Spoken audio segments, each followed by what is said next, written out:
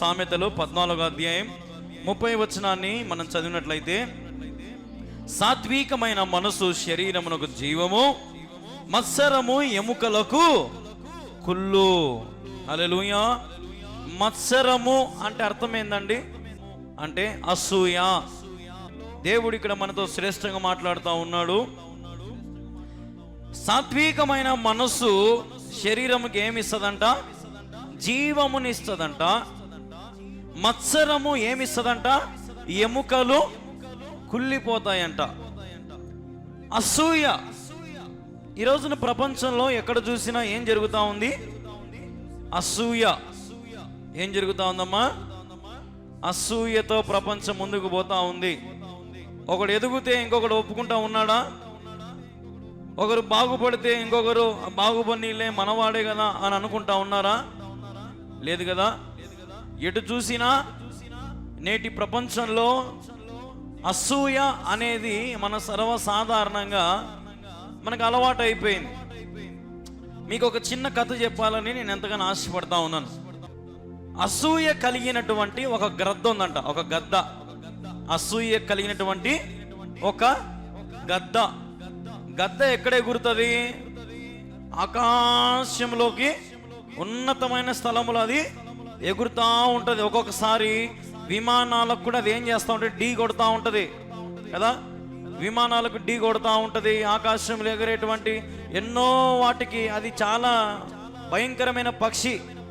నేల మీదకి అలాగ దిగి వచ్చి అలాగ ఎత్తుకొని తీసుకొని మళ్ళీ ఎక్కడికి పోతుంది? అది ఆకాశంలోకి వెళ్ళిపోతుంది. వేటగాడ, నువ్వు నిజంగా వేటగానివైతే మరి ఆకాశంలో ఎగురుతున్నటువంటి ఆ పక్షిని గురి చూసుకొట్టు, అది నేలన పడాలి అని ఈ గ్రద్ద పై నుంచి ఎక్కడికి వచ్చిందంట? కిందికి వచ్చింది వేటగాడి దగ్గరికి. దేని చేత? అసూయ చేత. దేని చేత వచ్చింది అది? అసూయ చేత. వేటగాడు అప్పుడు ఒక మాట అన్నాడంట, సరే సరే నేను ఆ గద్దను గురు చూసి కొడతాను, అయితే నాకు ఒక చిన్న సహాయం చేస్తావా? నువ్వు అని కిందేస్తానంటే నేను ఏమైనా చేసి పెడతా నీకు అనిందంట. అయితే అప్పుడు ఈ వేటగాడు అన్నాడంట, నీ రెక్కలుకున్నటువంటి కొన్ని ఈకలు పీకి నాకి అన్నాడంట. సరే నువ్వు వాని సంపుతగినా నీకు ఈకలేంది, ఏమైనా ఇచ్చాను అని చెప్పి ఈకలన్నీ పీకిందంట. రెక్కలుకుండే ఈకలన్నీ పీకి అతని చేతిలో పెట్టిందంట. అతను ఆ ఈకలన్నీ ఆ బాణానికి కట్టి గురి చూసి కొట్టినాడంట.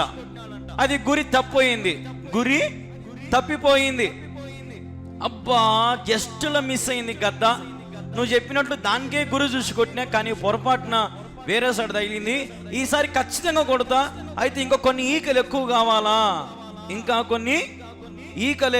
కొన్ని రెక్కలు కొనేటువంటి ఈకలు ఎక్కువ కావాలి అని అడిగాడంట. అడిగినప్పుడు అప్పుడు ఈ గద్దనిందంట, పోతే పోయింది, వాడు మాత్రం అంత నాకంటే పైన ఎగురుతా ఉన్నాడు కాబట్టి నేనుగా ఒప్పుకోను, నాకెంతో పగగా ఉంది, వాని మీద నాకు ఈర్ష్యగా ఉంది అని చెప్పి ఇంకా ఈకలన్నీ పెరికి ఇచ్చిందంట. ఈకలన్నీ పెరికి ఇచ్చిందంట. రెక్కలుకుండే ఈకలన్నీ ఇచ్చేస్తే ఇప్పుడు ఆ పక్షి ఎగరగలుగుతుందా? ఎగరగలుగుతుందా? ఎగరలేదు. కానీ అది ఎందుకు ఇచ్చింది వేటగానికి? దాని మీద, ఆకాశంలో బాగా ఎగిరే దాని మీద అసూయతో డైరెక్ట్ ఎవరి దగ్గరకు వచ్చింది? వేటగాని కాడికే వచ్చింది. వేటగాడు చాలా తెలివైన వాడు. వేటగాడు చాలా కుయుక్తి పడినాడు. ఎన్నో గాల్లో వేదాన్ని కొట్టే బదులు దీనికా ఇదే నా కాడికి వచ్చింది కదా, ఎట్టో కొట్ట దీనికి ఒక మాయ మంత్రం చేసి చిన్నగా రెక్కలన్నీ ఊడదీసి ఇది ఎగరలేదు కదా, మళ్ళీ దీన్ని పట్టుకుంటే సరిపోతుంది కదా అని రెక్కలకు ఈకలన్నీ తీసేసాడంట. ఇటు అంటే పైకి ఎగరడం లేదంట. పైకి ఎగరడం లేదంట. ఇప్పుడు ఆ వేటగాడు ఏం చేశాడంటే దాన్ని పట్టుకున్నాడంట. దాన్ని పట్టుకొని బంధించాడంట. గమనించండి. ఇప్పుడు ఎందుకు నేను ఇప్పుడు మీకు కథ చెప్పినానంటే, అసూయ చేత గద్ద నేలకు దిగి వచ్చింది. ఎక్కడికి దిగి వచ్చింది అది? చెప్పాలందరూ, ఎక్కడికి దిగి వచ్చింది అది? నేలకు దిగి వచ్చింది.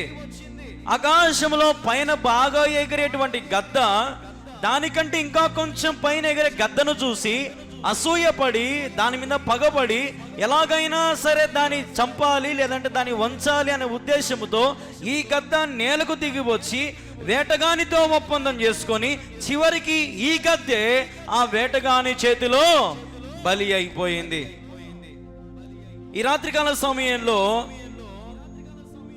మనం ఈ కథను గమనిస్తే అసూయ కలిగిన పనికి మాలిన గద్ద తన జీవనానికి ఆధారమై ఉన్న తన రెక్కలు కొన్నటువంటి ఈకలను మొత్తం తీసి చేసింది. ఎందుకోసం అంటే పైనున్నవాడు ఎగరకూడదని. అందుకే ఇక్కడ వాక్యం సెలవిస్తోంది, మనం చదివిన మాట 30వ వచనం, మత్సరము ఎముకలకు కుళ్ళును పుట్టిస్తుంది, జీవము రాదు.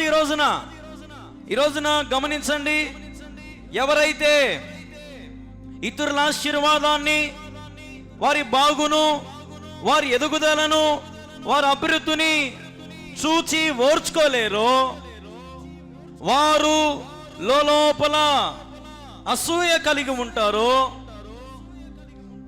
తమ నాశనానికి వారే కొని తెచ్చుకుంటారు. హల్లెలూయా, హల్లెలూయా.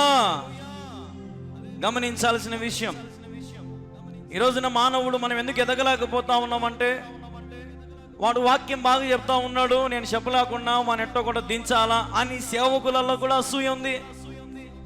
వాళ్ళు బాగా పాటలు పాడతారు, వీళ్ళు పాటలు బాగా పాడు కాబట్టి మైక్ ఎట్టి పరిస్థితులుగా వానికి ఇయ్యద్దు, మైక్ అంతా మీరే తీసుకొని మీరే పాడండి, అందులో అసూయ ఉంది.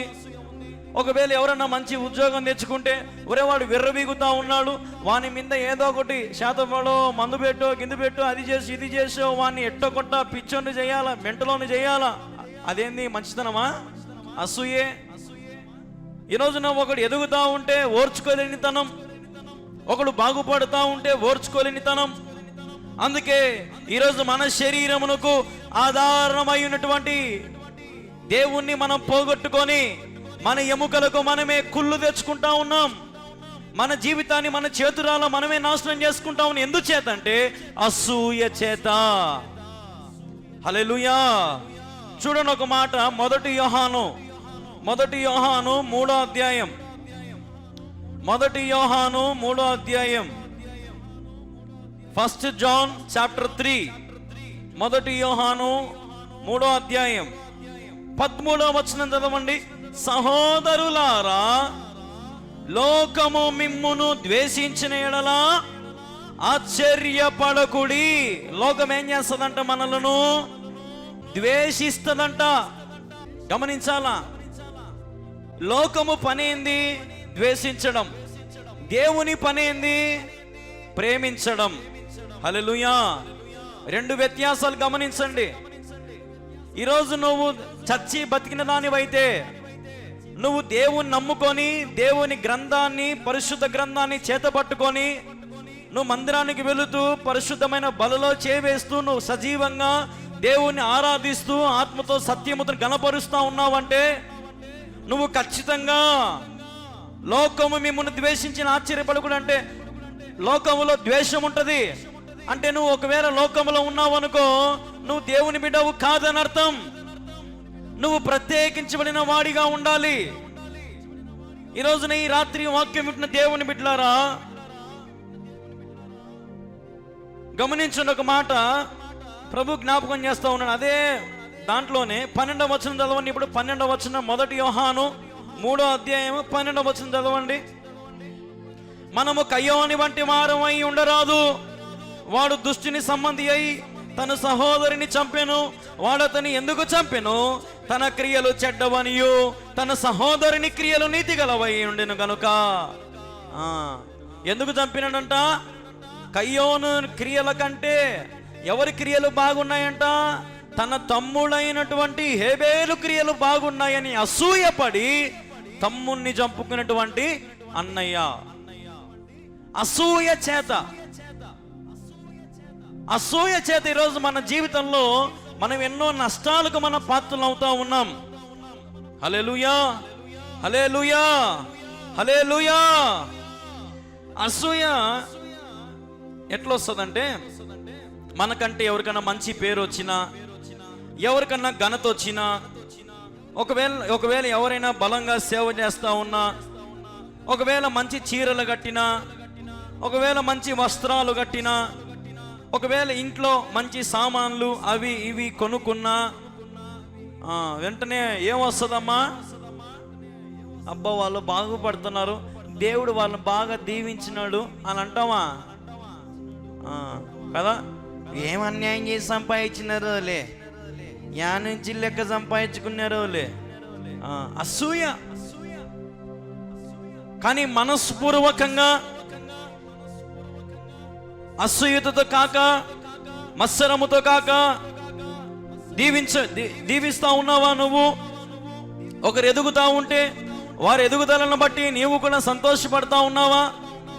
ఒకరు బాగుపడతా ఉంటే నువ్వు వారిని ఆనందంగా దీవిస్తా ఉన్నావా?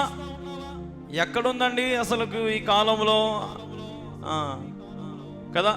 ఒక్కొక్కసారి తల్లిదండ్రులే అంటారు కదా, ఏమంటారు తల్లిదండ్రులు? నువ్వు నాశనం అయిపోతావురా అని అంటారు, అయిపోయా. ఒక్కొక్కసారి తల్లిదండ్రులు కూడా అసూయ, బిడ్డ మాకంటే ఎదిగిపోతాడేమో, మాకంటే మా కూతురు ఎదిగిపోతుందేమో కదా. అసూయ. ఒక్కొక్కసారి తల్లిదండ్రులకు కూడా అసూయ వస్తుంది, ఒక్కొక్కసారి బంధువులలో, రక్త సంబంధికులలో అసూయ వస్తుంది. ఒకవేళ వాడు ఎవడైనా సరే బాగుపడితే, మంచి ఇల్లు వాకిళ్ళు కడితే అసలు ఇంకా వాళ్ళ ఇంటికి కూడా పోరు. అది అసూయ కాదా? అసూయనా కాదమ్మా? ఒకవేళ వాడు ఇంటి దగ్గరకు వచ్చి, చిన్నమ్మ నేను ఇల్లు కట్టుకున్నాను, నా ఇంటి ఓపెనింగ్ రా, అత్తమ్మ మా ఇంటి ఓపెనింగ్ రా, మామ అయ్యా తమ్ముడు మా ఇంటికి రా, వచ్చాం పా నాయనా, వచ్చాం పా నాయనా, వస్తాం పా బాబు, వచ్చాం పా అమ్మ. మళ్ళీ ఇంట్లో ఏం జరుగుతాయి? అందరి ఇంటికి లే, నేను ఒక్కదాన్ని పోయొచ్చలేగా. మీ నాయన చేతగానోళ్ళు, వాళ్ళు చూడు ఎట్ట ఇల్లు కట్టుకుంటున్నారు, వాళ్ళు చూడు ఎట్ట బాగుపడుతున్నారు, నేను ఒక్కని పోయి వచ్చలేంగా. అవమానమో గివమానమో ఏదో ఒకటి, ఇంకా పోకపోతే మర్యాద పోతుంది. పిలిచినాక పోయి రొంచేపు చూసి ఎనికి వచ్చాలే, అదే మంచితనము. అసూయ కాదా అది? ఒకరు ఎదుగుతా ఉంటే నువ్వు ఓర్చుకోలేకపోతా ఉన్నావు, కుటుంబంగా దీవించలేకపోతా ఉన్నావు. ఒకరు బాగుపడుతూ ఉంటే మంచి మనస్సుతో వారిని దీవించలేకపోతా ఉన్నావు. ఎందుకంటే నీ క్రియలు చెడ్డవైనందున, ఇతరులు చేసే కార్యాలు నీతివైనందున నీకు నచ్చడములే. ఒక రోజునంట ఒక గ్రామంలో ఒక ఆమె దగ్గర 15,000 పెట్టి చీర కొనుక్కొచ్చుకొని చీర కట్టిందంట. 15,000 పెట్టి చీర తెచ్చి కట్టిందంట. ఆమె ఎవరికి చెప్పుకోకుండా ఆమె కొద్ది ఆమె కూర్చుంటే ఒక ఆవిడ ఆమె దగ్గరకు వచ్చి, ఎంత ఈ చీర అనిందంట. అంటే 15,000 అని అనిందంట. 15,000 ఎవరు నీకు అమ్మింది? రా నేను తీపిచ్చా, 1000 రూపాయలే అనిందంట. ఎంత అనిందంట? 1000 రూపాయలే, 200, 500. ఎందుకంత హెచ్చులు? ఆమె అంటది, ఎందుకట్ట చెప్తానక్క, నాకు అట్టేం చెప్పాలి, నిజంగానే 15,000 అక్క ఇది. ఓయమ్మ వాడెవడు నీకు మోసం చేసినాడు తల్లి. అసూయ కదా. చిన్న మాటలోనే అసూయ.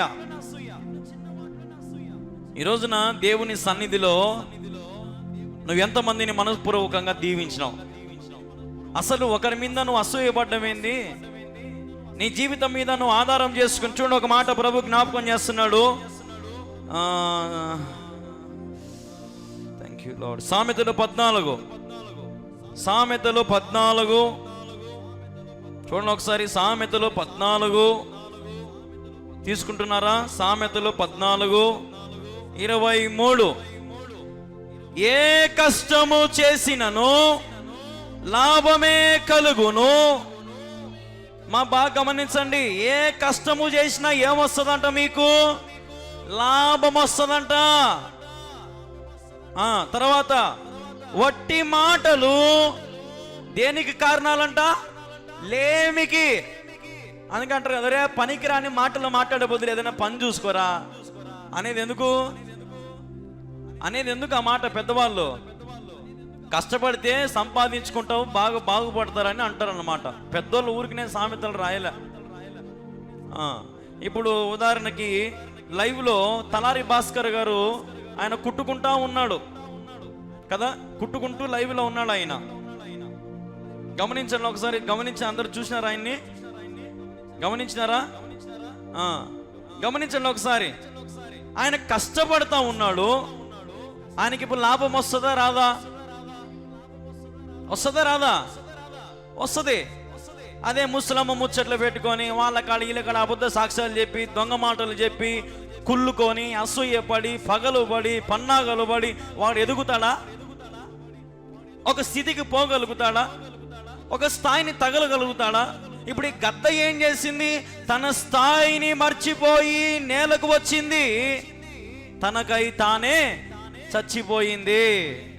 ఈరోజు దేవుడు నీకు కూడా ఒక స్థాయిని ఇచ్చినాడు. ఆ స్థాయిని బట్టి సంతృప్తి చెందు. హల్లెలూయా, హల్లెలూయా. ఉన్న వాటితో సంతృప్తి చెందండి.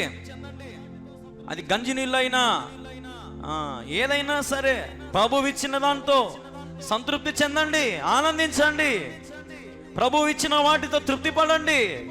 అసూయ పడద్దు. ఇతరులు బాగుపడితే, ఇతరులు ఎదుగుతా ఉంటే, ఇతరులు ఒక స్థితికి పోతా ఉంటే, ఇతరుడు ఎవడన్నా వాక్యం చెప్తే, కళ్యాణ్ బాబు వాక్యం బాగా చెప్తాడు, కళ్యాణ్ బాబు పాటలు బాగా పాడతాడు, ఎక్కడెక్కడో అందరు టీవీలో జాయిన్ అవుతున్నారంట, ఎక్కడెక్కడో.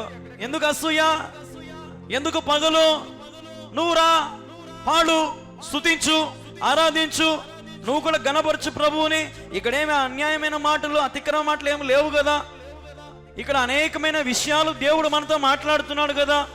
మరి ఎందుకు నీకు అసూయ? ఈ రోజున ఈ పరిచర్య విషయంలో కావచ్చు, లేదంటే నానా విధమైన వాటి విషయంలో కావచ్చు. ఒకరోజు టీవీ ఛానల్లో నా ప్రసంగాలిని ఒక వ్యక్తి నాకు 1000 బైబిళ్ళు స్పాన్సర్ చేస్తా అని చెప్పినాడు. అన్న, నేను 1000 బైబిళ్ళు ఇస్తాను, మీ గ్రామంలో మీకు తెలిసిన వాళ్ళందరికీ పంచన్నా అని చెప్పినాడు. సరే అని చెప్పి అన్న, ఆయనది పొద్దుటూరే, పంచమని చెప్పిన. సరే ఆయన పంచుతా అని చెప్పిన. ఆయన పంపిస్తా అన్నాడు. అయితే ఆయన పంపించుకోకుండా ఒక వ్యక్తికి ఫోన్ చేసినాడు.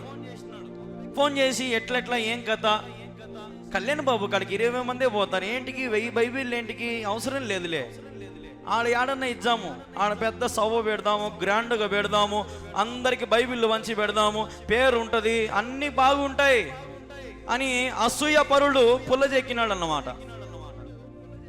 చెక్కినప్పుడు పుల్ల చెక్కిన వాటి పక్కవాడు బైబిళ్ళు కాదు కదా, ఫోన్ కూడా ఎత్తలే. ఏమెత్తలే?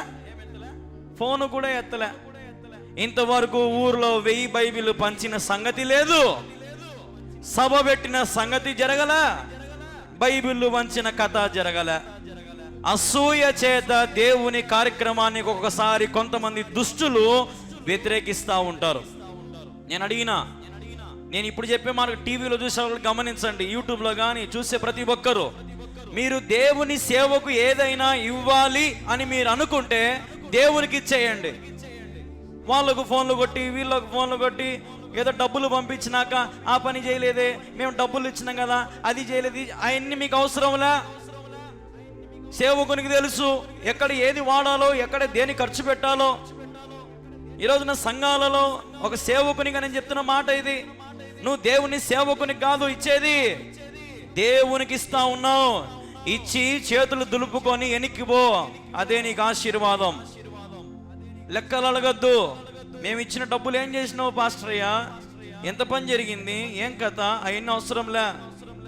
దేవుడు నువ్వు దేవునికి ఇచ్చినావు, దేవుడు నీకు ప్రతిఫలం ఇస్తాడు. ఒకవేళ సేవకుడు అన్యాయమైన నీ డబ్బు ఖర్చు పెడితే ఎన్నంతలు తీర్పు ఉంటుంది దేవుని ద్వారా? 2 అంతల తీర్పు ఉంటుంది. ఎన్నంతల తీర్పు ఉంటుంది? 2 అంతల తీర్పు ఉంటుంది. అసూయ పడి పరిచర్యను నాశనం చేస్తున్నటువంటి వారు కొంతమంది ఉన్నారు. దేవుని సేవకునిగా ఈరోజు ఒకటే మాట, తన నాశనానికి వారి గుంతను తోగుకుంటున్నట్టే. నాకే ఇబ్బంది ఉండదు కూడా, నాకనే కాదు, ఏ సేవకునికి ఇబ్బంది ఉండదు. ఎందుకంటే సేవకుడు ఆధారపడి ఉద్యోగాన్ని, కుటుంబాన్ని, ఊరు వాకిలన్నీ విడిచిపెట్టి దేవుని సేవ కొరకు బైబిల్ పట్టుకొని వచ్చేస్తాడు. దేవుని మీద ఆధారపడి బ్రతుకుట క్రీస్తే, చావైతే మేలు అని ప్రభు కోసం బతుకుతాడు. సేవకునికి ఇంకొక ఆలోచనలు ఉండవు, ఇంకొక తలంపులు ఉండవు సేవకునికి. కాబట్టి ప్రియ సంగమా, ఈరోజు నీవు దేవునికి ఏదైనా ఇవ్వాలనుకుంటే దేవునికి ఇచ్చుకో, ఇచ్చి చేతులు దులుపుకో, అదే నీకు మేలు. అతన్ని ఒకసారి ఫోన్ చేసిన, ఏం బ్రదర్ 1000 బైబిల్ ఇచ్చా అని చెప్పినావు కదా, ఏం సంగతి అంటే, వద్దులేండి అన్న, మేము వేరే ఉద్దేశం పెట్టుకున్నాములే అని అన్నాడు. చెప్పు, ఎంత ఉద్దేశం చెప్పు అంటే, నేను పలానా వ్యక్తికి ఫోన్ చేసిన, ఆ వ్యక్తి వద్దన్నాడు, ఆ వ్యక్తి అట చెప్పినాడు ఇట చెప్పినాడు నీ గురించి, కాబట్టి నాకెందుకో ఈ బుద్ధి కాలేదులేన్నా, మేమే వచ్చి గ్రౌండ్లో బైబిల్ పంచుతాము, ఒక పెద్ద ఎవరన్నా పిలిపించి నాయకులను పిలిపించి మేము అంతా చేస్తామన్నా అన్నాడు. ఇంతవరకు కుదరలే. చూడండి, ఇట్లా ఉంటుంది అన్నమాట. అసూయ చేత ఒకరి ఎదుగుదలను మనం అడ్డం పడుతూ ఉంటాం. ఈ రోజున మనము ఒకరు ఎదుగుతూ ఉంటే మనం ప్రార్థన చేస్తూ ఉన్నామా, ప్రభా ఇంకా ఆ బిడ్డని హెచ్చించు. ఇప్పుడు ఉదాహరణకి కళ్యాణ్ బాబు మన గ్రామంలో, ఒక కల్లూరు గ్రామంలో ఒక మందిరం కడతా ఉన్నాడు. అనేక మందికి ఈ మందిరం మీద దృష్టి పడింది, అనేక మంది ఈ మందిరం వైపు చూస్తూ ఉన్నారు. కొన్ని వేల లక్షల మంది టీవీ ఛానల్ ద్వారా వాక్యాలు వింటూ ఉన్నారు. మన గ్రామానికి పేరు వస్తుంది, ఆ బిడ్డ కోసం ప్రార్థన చేద్దాము అని అనుకుంటా ఉన్నారా? చేసేవారిని ఖచ్చితంగా దేవుడు దీవిస్తాడు. ఇంకా అసూయ చేత ఈ రోజు నన్ను దేవునికి దూరం అవుతా ఉన్నాం, దేవుని పనికి దూరం అవుతా ఉన్నాం. ప్రభు నీ బిడ్డలకి ఏం బోధించమంటావు అంటే, ప్రభు అన్నాడు, అసూయ వలన కుళ్ళు వస్తుందని చెప్పు, అసూయ వలన కుళ్ళు కలుగుతుందని చెప్పు, చెడిపోతుందని చెప్పు, దేహము కుటుంబము అన్ని నాశనం అయిపోతాయని చెప్పు. సరే ప్రభువా, ఈరోజున దేవుడే మీతో మాట్లాడుతూ ఉన్నాడు. హల్లెలూయా, హల్లెలూయా. నేను బైబిల్లో ఎక్కువ నాకు ఇష్టం వచ్చిన మాట, ఒక మాట చెప్తా చూడండి ఒకసారి. సామెతలు 14వ అధ్యాయం 26వ వచనం చదవండి ఇప్పుడు. యెహోవా యందు భయభక్తులు కలిగియుండుట బహు ధైర్యము పుట్టించును. హల్లెలూయా. ఏమి ధైర్యం అంట ఇది? మామూలు ధైర్యమా? ఏం ధైర్యం అంట ఇది? బహు ధైర్యం. దేవుని యందు భయభక్తులు కలిగి ఉన్న ప్రతి ఒక్క విశ్వాసైనా సేవకుడైనా ఎవరైనా సరే ఎట్లుంటారంటే వాళ్ళు బహు ధైర్యముగా ఉంటారు. ఎవరైతే దేవుని మీద భయభక్తులు లేక ఎట్లా పడితే అట్లా జీవిస్తూ ఉంటారో వారికి మాత్రము దేవుడు అంటే లెక్కే ఉండదు. లోకాన్ని ప్రేమిస్తూ ఉంటారు, లోకములు అన్నమాట అన్నిటినీ ఆచరిస్తూ ఉంటారు. మత్సరము ఎముకలకు కుళ్ళు. కాబట్టి ఇక నుంచి అయినా అసూయ లేకుండా ప్రేమించండి, అసూయ లేకుండా హత్తుకోండి, అసూయ లేకుండా ఆనందించండి. ఇప్పుడు ఉదాహరణకి మన మనుషుల బుద్ధి ఎలాగుంటుందంటే, మన మనవడో మన మనవరాలో ఒక మంచి డ్రెస్ వేసుకునింది అనుకో, ఒక మంచి డ్రెస్ వేసుకున్నాడు అనుకో, మనం వాడిని చూసి మురిసిపోతామా? మురిసిపోమా? ఏమ్మా? అదే ఇప్పుడు ఎదురింటోడు మనకంటే మంచి డ్రెస్ వేసాడు అనుకో, ఎదిరింటోని మనవడు మనకంటే మంచి డ్రెస్సు, మనకంటే మంచి కాస్ట్లీ డ్రెస్సు వేసింది అనుకో, ఆ పాప, మనం ఒప్పుకుంటామా? ఏంది బాగలేదే కదా, బాగలే, నీకు బాగలేదు అది, ఇంకోరు అంత మంచి సెలెక్షన్ తెచ్చింటే బాగుండు, ఏంది అంత లెక్క పెట్టినారు, అంత డబ్బులు పెట్టినారు, బాగలేదు, డిజైన్ బాగలేదు. ఇవి వేసుకునే సింపుల్ గుడ్డలైనా నచ్చుతాయి కదా, రోడ్డు మీద తెచ్చింటి కూడా నచ్చుతాయి మన వాళ్ళు వేసుకునేటి. కానీ బయట వాళ్ళు ఎవరైనా బాగుపడితే మాత్రం ఏం బాగుంది, ఆ ఇంట్లో ఏం బాగుంది, ఆ వాళ్ళ కిటికీ పెట్టినాడు, ఇవాళ బాత్రూమ్ పెట్టినాడు, నీకు ఇండ్లే లేదు, నీకు ఎందుకని మాటలు. అసూయ అంటే అదే. ఒకరిని మనం ఎప్పుడు తృణీకరిస్తూ ఉంటాము, ఒకరిని ఎప్పుడు మనం తక్కువ చేస్తూ ఉంటాము. తాపలు ఇటు పెట్టింటే బాగుండు, ఇటు పెట్టినారే తాపలు, మనకు తాపలే ఉండవు ఇంటి ముందర. అసూయ. హల్లెలూయా. ఇవన్నీ మీకు కొన్ని మీరే ఆలోచించుకోండి, ఎన్ని రకాలుగా అసూయలు మనం పడతా ఉంటామంటే. పొరపాటున ఎదురింటోడు వచ్చి ఈరోజు మేము చికెన్ చేసుకున్నాము అని అన్నాడు అనుకో, మేము కూడా తెచ్చుకుంటాం. మా ఆయన వచ్చా తీసుకొచ్చి అన్నాడు చికెన్, మేము కూడా చేసుకోవాలా. వాళ్ళ ఆయన తేడు చికెను, ఆ ఇంట్లో వండుకోరు. అసూయ కాదు అది. సరేలేమ్మా, చేసుకున్నారులేమ్మా, లచ్చనంగా తినండి అమ్మా అని అంటారా? ఒక్కరన్నా మా ఇంట్లో కూడా అదే, ఇదిగో అమ్మా పుల్లగూర అంటే మా ఇంట్లో కూడా పుల్లగూరే, ఇంటి పెట్టేసా చూచే పుల్లగూర ఉండదు, పాలు ఉండదు. ఎందుకు మనకు అసూయ? ఎందుకు మనకు ఇవన్నీ? నీకే కుళ్ళొద్దు మనకు. మనకు జీవము కలుగునుగాక. హల్లెలూయా. మనకు జీవము ప్రసాదించే దేవుడు మన దేవుడు. అందుకంటున్నాడు సాత్వికమైన మనసు ఏం కలిగిస్తుందంట? మనకు జీవము కలుగజేస్తుందంట. సామెతలు 14:30. సాత్వికము గల మనసు మన శరీరమునకు జీవమునిస్తుంది. ఇది కావాలో మనకు, సాత్వికమైన మనసు. ఏమేమి నా షర్ట్ ఎట్టుంది? నా షర్ట్ బాగుందా? బాగుందిరా, భలే ఉండవురా, సూపర్ ఉండవురా నువ్వు. బాగలే, పూల సక్క ఏందిరా, ఇంకొక సక్క తెచ్చుకో. ఏంది అది, ఏం బాగుంది? ఇదే వీడు చూడు, మా వాడు ఎట్టేసుకున్నాడు, ఎంత బాగున్నాడు మా వాడు. మనం చూసినాం అనుకో, వీడే బాగుంటాడు వాళ్ళ వాడికంటే. ఇది బాగుంటది, ఇది నచ్చుతుంది. ఎదురింటాడు బాగా మంచి సక్క వేసుకొని, మంచి ప్యాంట్ వేసుకొని, టక్కు చేసుకొని, బూట్లు వేసుకుంటే ఏంద్రా వాడు డ్యూటీకి పోయాను మాదిరి, షోరూంలో పనిచేసేవాని మాదిరి ఏంద్ర అట్టున్నాడు వాడు. అసూయ కాదా అది? అవునా కాదమ్మా? అసూయే. చిన్న చిన్న వాటిలలో మనం ఈరోజు అసూయ పడతా ఉన్నాం. ఈరోజున మరి ప్రభు సన్నిధిలో అటువంటి వాటికి మనం చోటు ఇవ్వకూడదు. హల్లెలూయా. అట్లాంటి అసూయ మనం కలిగి ఉన్నట్లయితే నేడే నువ్వు దాన్ని పెరిగి వేసుకో. యేసు నామములో, యేసు నామములో నువ్వు సాత్వికమైన మనసును ధరింపజేసుకో. అప్పుడు నువ్వు దీవించబడతావు, ఆశీర్వదించబడతావు. చాడీలు చెప్పేది మానుకో, అబద్ధాలు చెప్పేది మానుకో, నీ సాక్ష్యం పాడు చేసుకోవద్దు. అసూయ పరులారా, ఈ పాపిష్టి లోకంలో ఉన్నటువంటి అసూయలు పగలని పక్కన పెట్టి ప్రేమించడం ప్రారంభం చేయండి. ఎంతమంది నీ దగ్గరకు వస్తారో, ఎంతమంది నిన్ను ప్రేమిస్తారో, ఎంతమంది నీ కొరకు ప్రాణం పెడతారో అప్పుడు తెలుస్తుంది నీకు. నువ్వు అందరి మీద అసూయపడి, అందరితో పగలు పెట్టుకొని, అందరితో ఎప్పుడు లేచినప్పటి నుంచి పెనేసి గొడవపడి, ఆడబద్దలు చెప్పి ఈడ కూర్చుంటారని చెప్పి వీడికి అన్నీ చెప్పి, మళ్ళీ ఆడికి పోయి ఆడరని చెప్పి కూర్చొని ఆడన్నీ వీని గురించి చెప్పి ఇద్దరికి పీకులాట పెట్టి నువ్వు మధ్యలో నిలబడుకొని అది అసూయ కాదా? ఏమయ్యా సువర్ణరాజు గారు, అసూయ కాదా అది? అసూయ. ఈరోజున ఎటు చూసినా మరి ప్రపంచంలో అసూయకు ఎక్కువ ప్రాధాన్యత ఉంది. కానీ ప్రభు అంటున్నాడు, అసూయ పరులు నా దేశానికి స్వాతంత్రులు కాలేరు. హల్లెలూయా. ఈ లోకంలో నువ్వు దేవుడు చెప్పినట్టుగా ప్రేమిస్తే నీకు ఖచ్చితంగా పరలోక రాజ్యంలో అవకాశం ఉంటుంది. యేసుక్రీస్తు ప్రభు వారు అందరి మీద అసూయ పడ్డాడా, ప్రేమించాడా? అందరినీ ప్రేమించినాడు. ఇప్పుడు ఉదాహరణకి మీరు బాగా గమనించండి, యేసు ప్రభు ఒక పేదగా పుట్టినాడు. ఆయన ధనవంతునిగా పుట్టలే. బాగా గమనించండి, పేదవానిగా పుట్టినాడు ఆయన. కానీ ఆయన స్వరూపం మాత్రము తేజస్సు, అద్భుతమైన తేజస్సు ఆయన స్వరూపం. కానీ ఆయన వేసిన బట్టలు, వేసిన చెప్పులు, వేసిన బ్యాగు పేదవాడా కాదా? ఆయన దగ్గర డబ్బులు వస్తాయా? లక్షలు కోట్లు డబ్బు ఉంటుందా? ఏదో వేసుకుంటా ఉన్నాడు, పోతా ఉన్నాడు, చెప్పులు అరిగిపోయి ఉంటాయి, బట్టలన్నీ మాసిపోయి ఉంటాయి కదా. కానీ తనలో పవర్ ఉంది, తనలో తేజస్సు ఉంది. కానీ ఇప్పుడు ధనవంతుడు వచ్చినాడు, ధనవంతుని మీద కుళ్ళు అన్నాడా? అబ్బాయి వీడు చూడు గుర్రాల మీద వచ్చినాడు, అబ్బాయి ఎంత మంచి బట్టలు వేసుకున్నాడని ఏమన్నా యేసు ప్రభు ఆ ధనవంతుని మీద కుళ్ళు అన్నాడా? అసూయ అన్నాడా?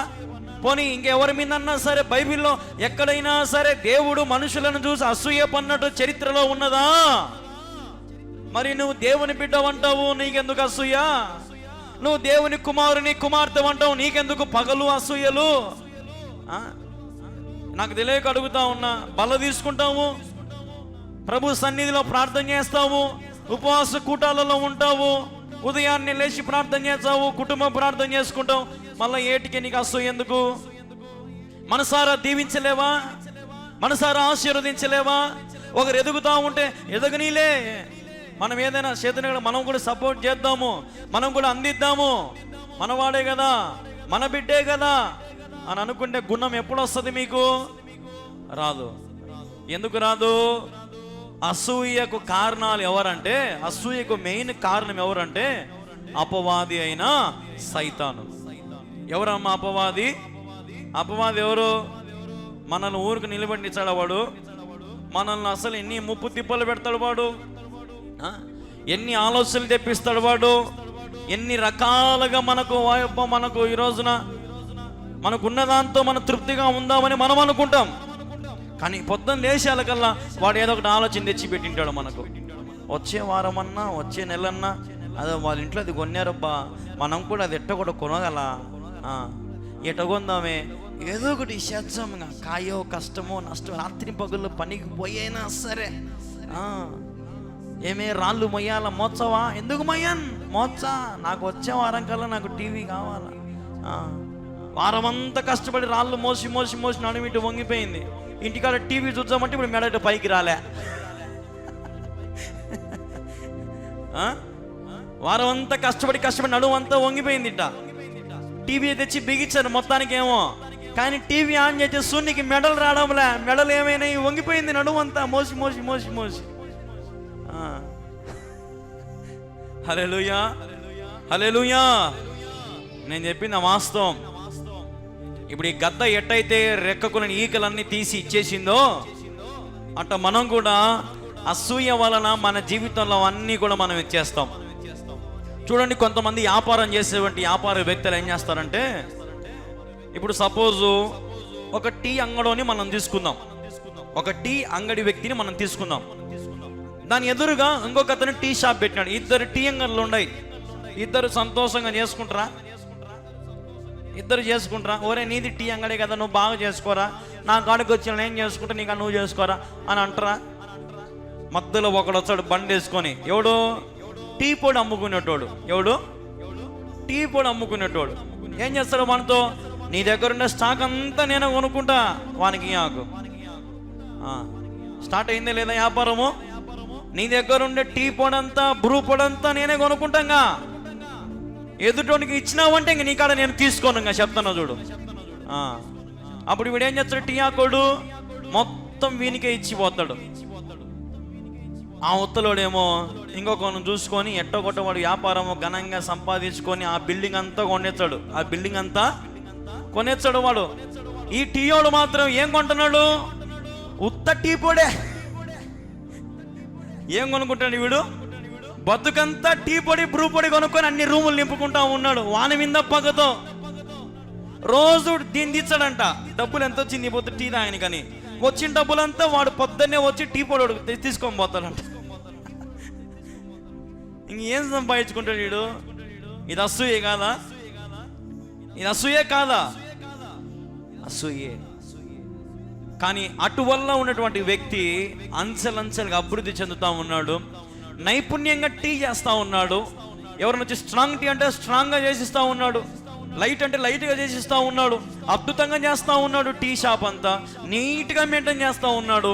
ఇప్పుడు ఎవరి దగ్గరికి జనాలు బాగా పోతారు? బాగా చేసిన కాడికి పోతారా? చెట్టగా గలీజ్ ఉన్న కాడికి పోతారా?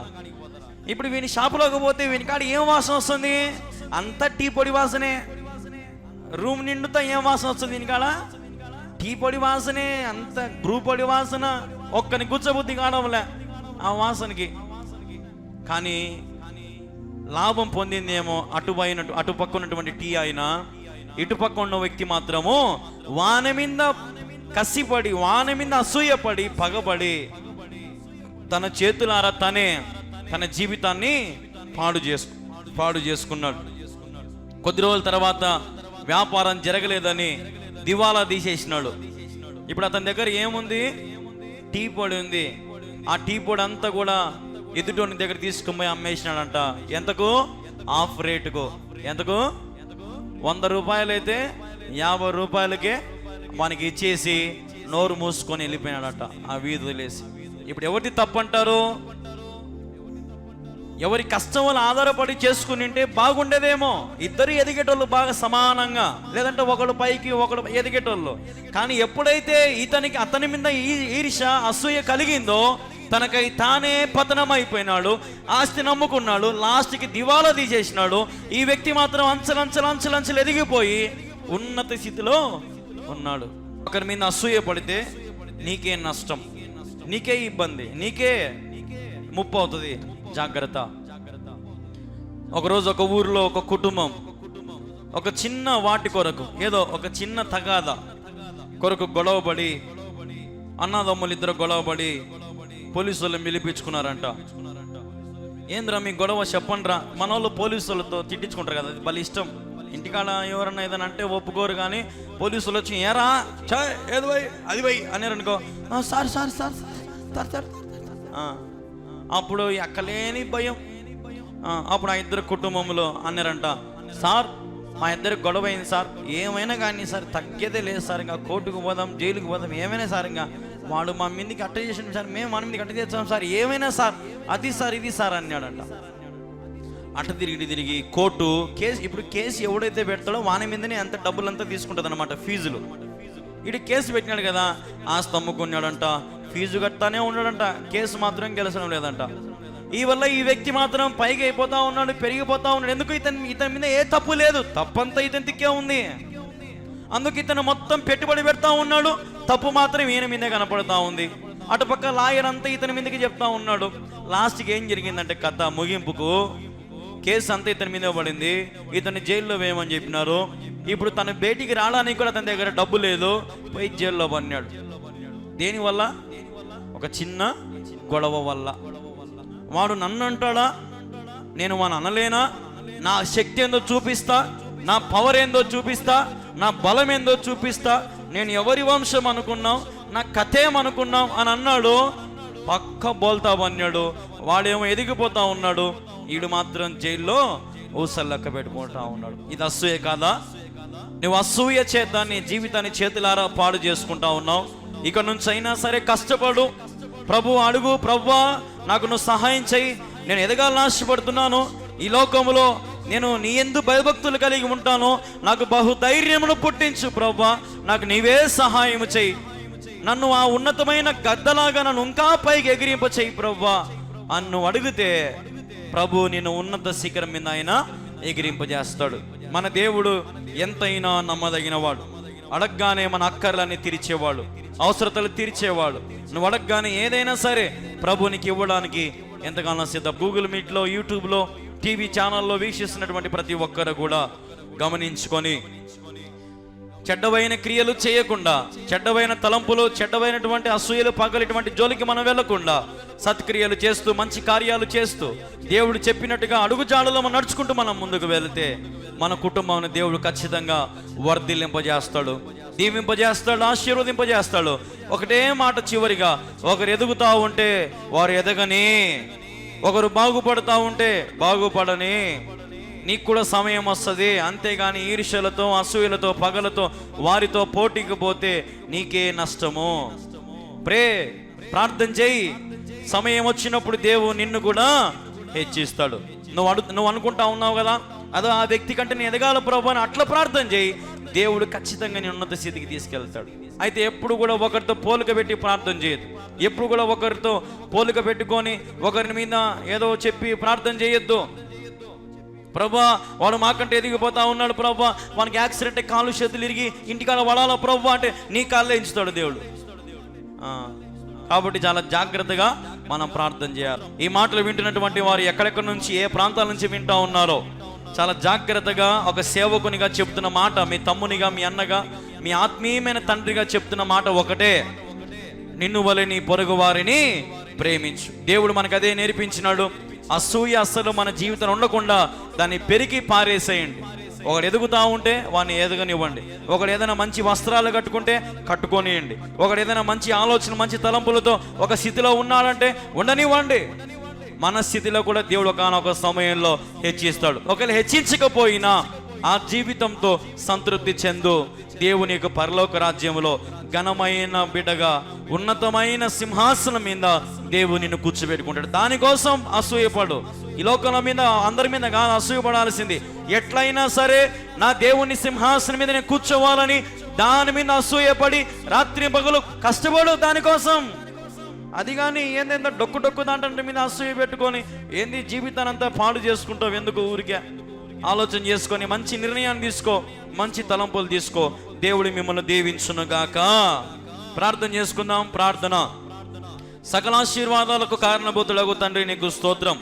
ఇంతవరకు నీ సన్నిధిలో నీ మాటలు వినడానికి నీవు ఇచ్చిన గొప్ప కృపను బట్టి నీకు స్తోత్రం. ఎందరైతే ఏకీభవించారో, ఎందరైతే పాల్గొన్నారో, ఎందరైతే నీ మాటలు విన్నారో ప్రభు వీళ్ళందరినీ కూడా నీవే బలపరిచి స్థిరపరచమని, సరిచేయమని, ఆశీర్వదించమని వేడుకుంటా ఉన్నాం.